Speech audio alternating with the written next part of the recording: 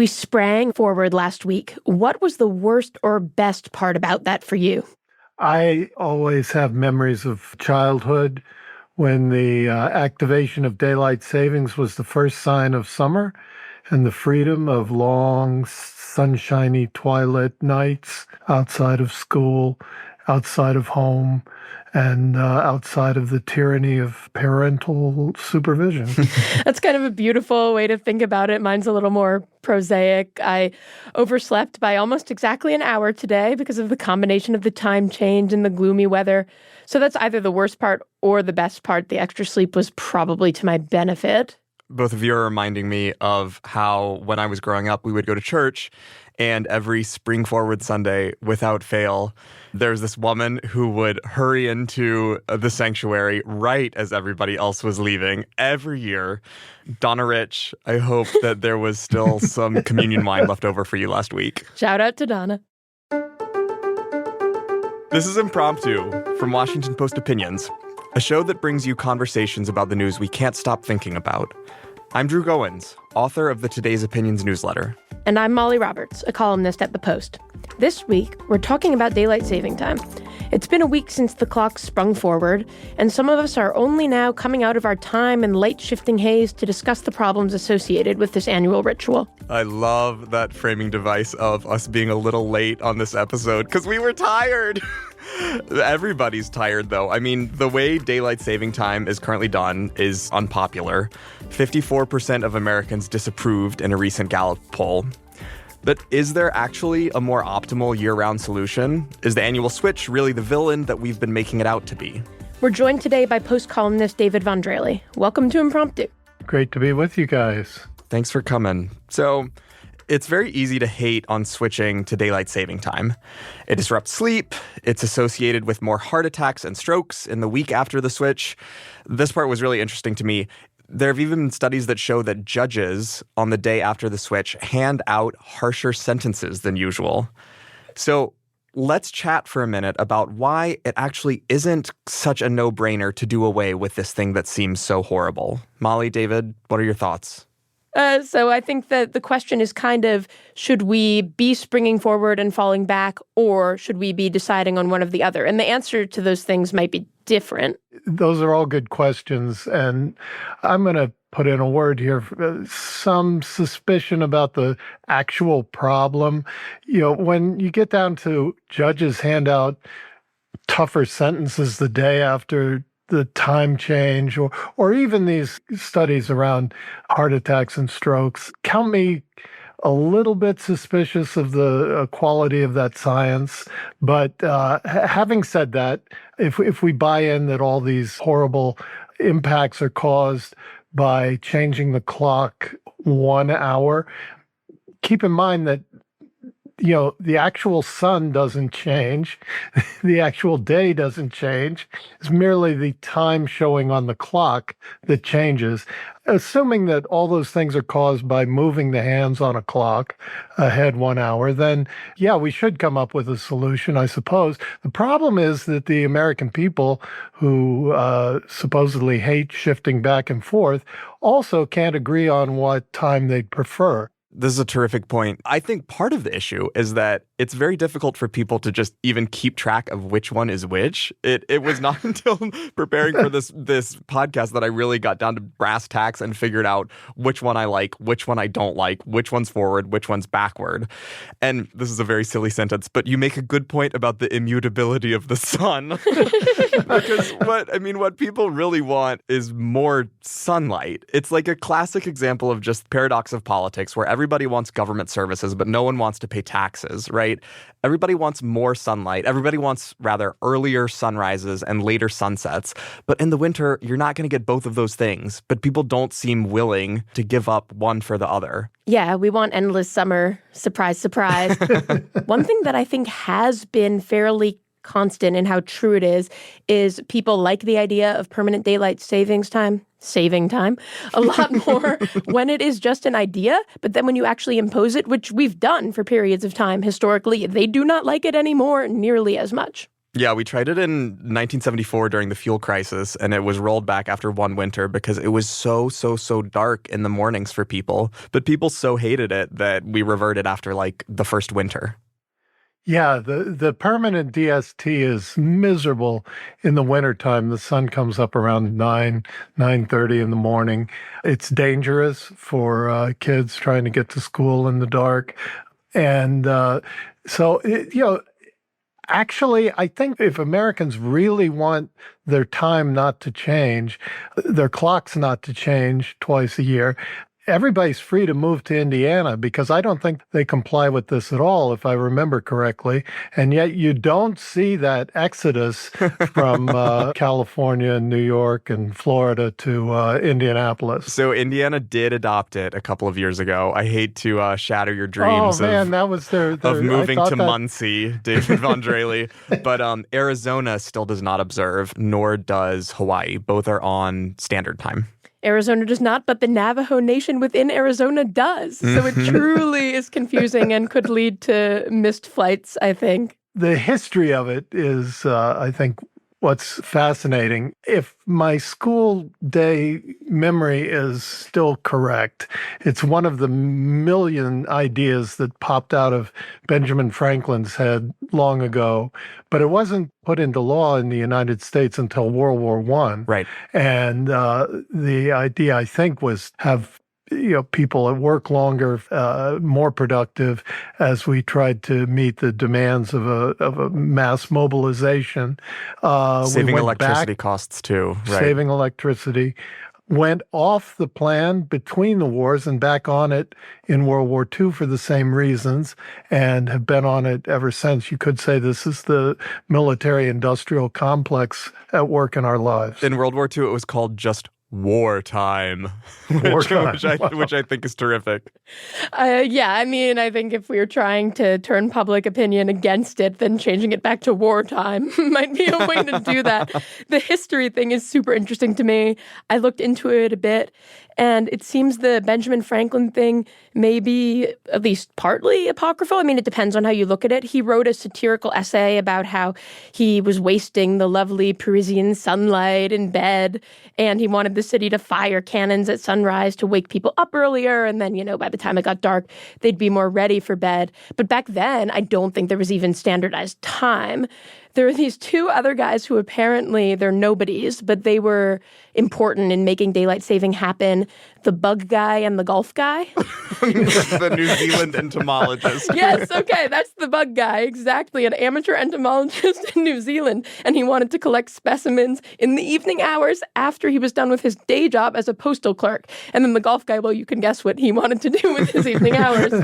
He was British. He proposed incremental 20-minute shifts over the course of 4 Sundays rather than just one big shift. And then indeed, it was during the war that the UK was actually persuaded, partly to save fuel costs, hey, we should do this. Mm-hmm. Wow. I mean, if you think about how upset people are about moving their clocks twice a year, imagine incremental 20-minute shifts over the course of a month, twice a year. We'd have riots in the streets. Listen, in today's day and age, I think there's something to that. And I'm not going to reveal my big solution that I'm sharing at the end of the episode, but stay tuned. Cliffhanger. Let me jump us quickly to more recent history, which was the 2022 passage in the Senate of the Sunlight Protection Act, which slipped through without, anybody's notice. It was a unanimous consent situation where Rubio slipped it past all these other senators. And Chris Coons of Delaware was not aware of this, and he didn't object. But when apparently his staff was aware of it, and his staff chose not to inform him of it because they didn't think he really had a position on this. And when Coons was asked about it, he said, you know what? I don't think I really do have a position on it, which it feels this is kind of like strange inverse of the getting rid of the penny situation, where so few people want the situation to stay as it is, but the tie just kind of goes to the runner, right? With so much disagreement, the status quo wins out.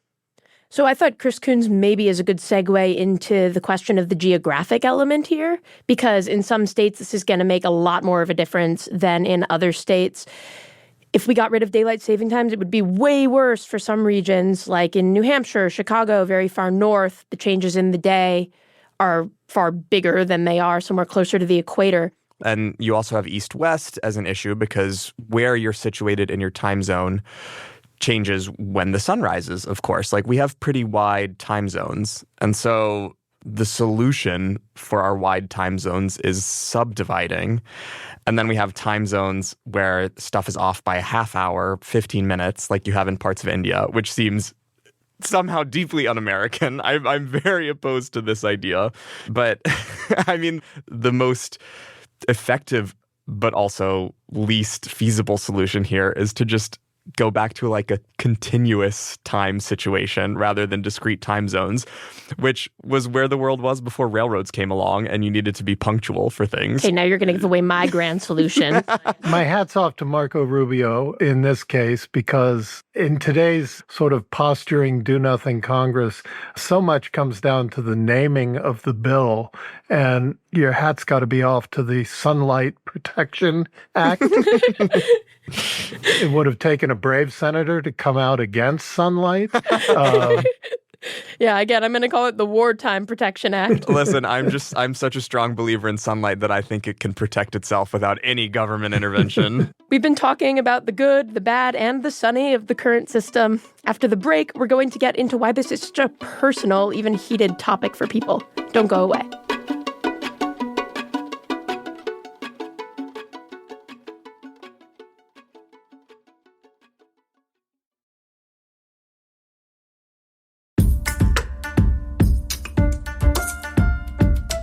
Welcome back. I'm Molly Roberts, and I'm here with Drew Goins and David Von Drehle talking about daylight saving and why we go through this clock changing every year. I'm curious whether your personal feelings about daylight saving have evolved with the times, and why. What factors matter the most to you, David? I tipped my hand at the beginning of the show. I love daylight saving time just for what it represented to me as a child and has forever since. The idea that winter is limited, it's not going to go on forever, that the ice is going to melt in my personal Narnia, and the grass is going to grow again, and the grip of the ice is going to be loosened, and the waters will flow. That's what setting the clock forward means, and I love doing it every year. It makes me feel hopeful, makes me feel young again, and you'll have to pry it from the grip of my cold, dead fingers. That is somehow quite moving. Again, I can't be nearly as poetic. For me, my feelings have totally evolved with where I've lived and how I've lived. When I was a college student in New England, it was enough of a bummer to enter a seminar that started at 3 and then emerge from it into the vast darkness of night. That happening an hour earlier would have been really, really depressing. And I was a college student. I didn't need more light in the morning. But now I live in D.C. I keep a less degenerate schedule somewhat. So I kind of treasure a morning that's brighter earlier for running, which I like to do first thing because otherwise I dread it all day, but also just for getting out of bed. So for me, I tend to enjoy the falling back more than I do the springing forward. Yeah, it's all such just deeply personal preference, which is very hard to coordinate across a huge populace. There are instances, I think, where interests align. I thought this was really interesting. Egypt has kind of on and off observed daylight saving time. And during the periods where it has observed it, they take off for Ramadan so that they can eat a little bit earlier. They don't want to be waiting that extra hour to eat. That's so funny. The country as a whole is hungry enough that they are in agreement that daylight saving time is a bad idea for the period of Ramadan. Okay, forget wartime. It's meal time. But, I used to be one of those confused Americans who couldn't keep track of daylight saving time and which was which and would just kind of willingly go along with the status quo. But in preparing for this, I have learned a lot about it and am now an overly informed American who is zealously defensive of the status quo because I think it's just the best way to ration the limited scarce sunlight that we have for winter and summer. I'm like, please, people, be serious. There is only so much sun to go around. That might bring us to the question of what our own solutions are optimally. David, Are you, too, a defender of the status quo? Or do you think that there's some other better way? I'm pro status quo in so many things, but in this one in particular, my backup proposal would be to split the baby, stop all our clocks for 30 minutes, and just start time over again. And that way we'd have a half hour given to the winter and a half hour taken out of the summer. But that is very never Persephone and Hades of you.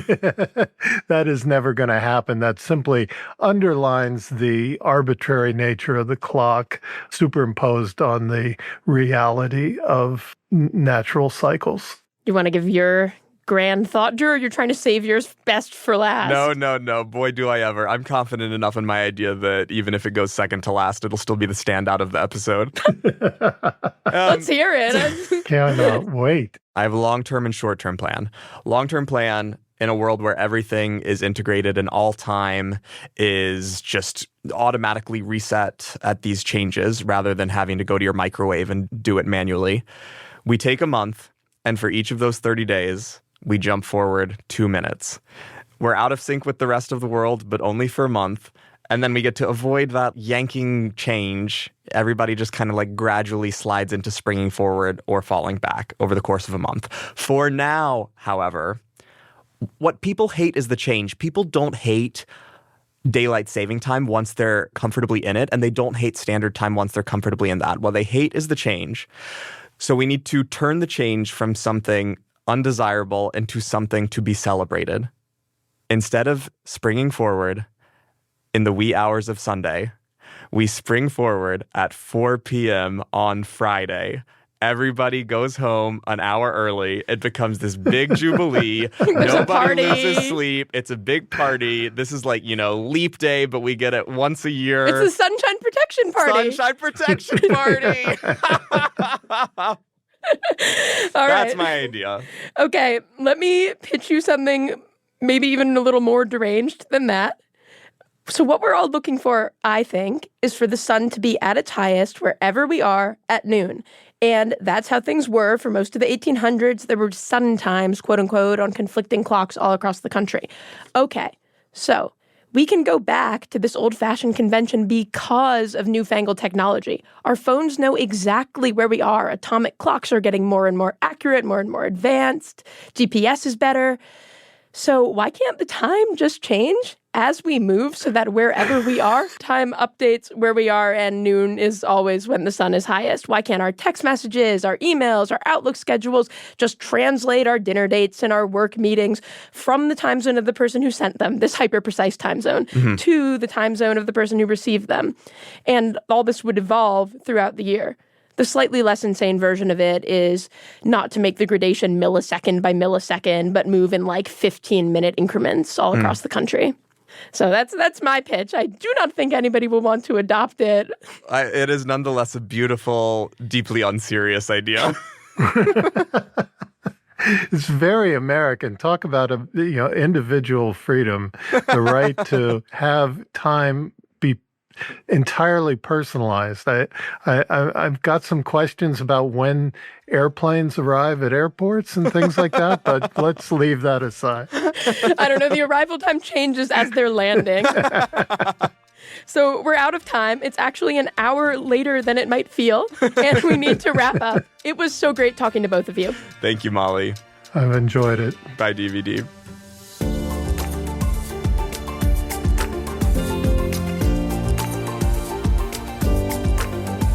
This episode was produced by Hadley Robinson and Regina DeHeer, edited by Chris Sulentrop and Allison Michaels, and mixed by Sam Baer. Special thanks to Millie Mitra and Deirdre Byrne. Please send us your thoughts and ideas about daylight saving time. Email impromptu@washpost.com. And as always, if you're enjoying the show, please tell your friends. Word of mouth is one of the best ways for someone to discover their new favorite podcast. Thanks for listening to Impromptu. See you next week.